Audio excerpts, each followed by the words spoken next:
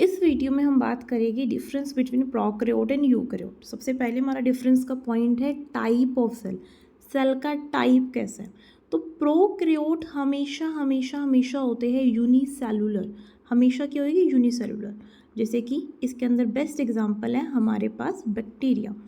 Eukaryote unicellular भी हो सकते हैं और मल्टीसेलुलर भी हो सकते हैं। यूनिसेलुलर जैसे कि यीस्ट एक फंजाई है। यूकैरियोट है, मल्टीसेलुलर में तो बहुत सारे ऑर्गेनिज्म आ जाते हैं। तो टाइप ऑफ सेल हमें समझ में आता है। फिर हम बात करते हैं सेल साइज़ की। प्रोकैरियोट का साइज़ काफ़ी छोटा होता है, यूकैरियोट का साइज़ काफ़ी बड़ा रहता है। चलिए देखते हैं सेल। प्रोकैरियोटिक सेल छोटा है, जैसे कि इसका साइज़ होगा ओनली 0.2 से 2 माइक्रोमीटर। लेकिन जब हम यूकैरियोट की बात करेंगे तो इसका सेल चला जाएगा 10 से 100 माइक्रोमीटर। तो सेल का साइज़ यूकैरियोट में क्या हो गया? बड़ा हो गया, लेकिन प्रोकैरियोट में सेल का साइज़ क्या है? काफ़ी छोटा है। सेल का साइज़ छोटा क्यों है? क्योंकि प्रोकैरियोट के पास वेल डिफाइंड न्यूक्लियस नहीं है, मेम्ब्रेन बाउंड सेल ऑर्गेनेल नहीं है, छोटा साइज़ है, ईजिली रेप्लिकेट कर रहा है। वहीं यूकैरियोट का साइज़ थोड़ा बड़ा हो गया इसके पास, क्योंकि प्रॉपर वेल डिफाइंड न्यूक्लियस है, न्यूक्लियर मेम्ब्रेन है, मेम्ब्रेन बाउंड सेल ऑर्गेनेल है।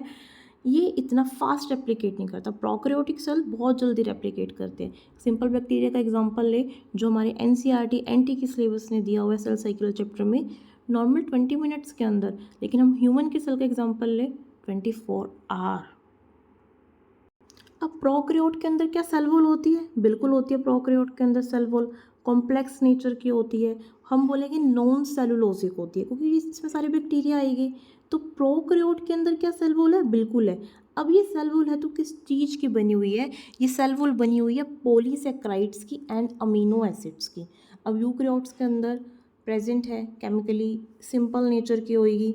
जैसे कि अगर प्लांट सेल है तो प्लांट सेल के अंदर सेलुलोज की है, फंगस के अंदर काइटिन की है, प्रोटिस्ट के अंदर कुछ में होती है, कुछ में नहीं होती, तो डिपेंड करते हैं।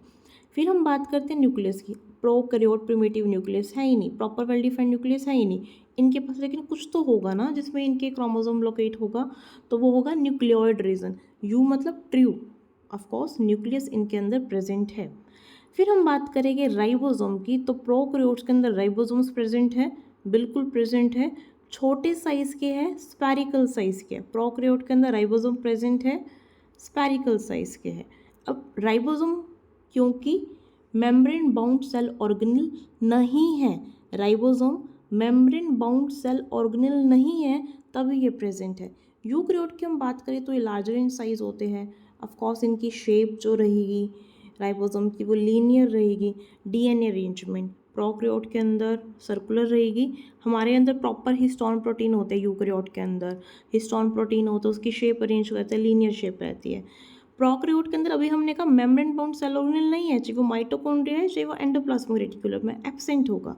और यूकैरियोट के अंदर membrane bound cell organelle present होगी। तो this is all about prokaryote and eukaryote. तो this is all about prokaryotic cell and eukaryotic cell.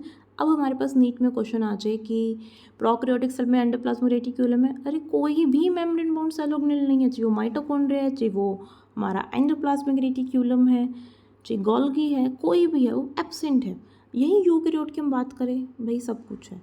Eukaryote के अंदर डिवीजन ऑफ लेबर है प्रॉपर तरीके से, कि mitochondria power house of the cell है, एंडोप्लाज्मिक रेटिकुलम है वो स्मूथ है, रफ है, उसके अकॉर्डिंग उनका अलग अलग फंक्शन है। तो इस अकॉर्डिंग यूकैरियोटिक में पर्टिकुलरली सेपरेशन है वर्क की। लेकिन प्रोकैरियोटिक के अंदर बिल्कुल छोटा सा है। यहाँ पे इसकी मूवमेंट के लिए इसके पास फ्लैजिला है, and there is a difference.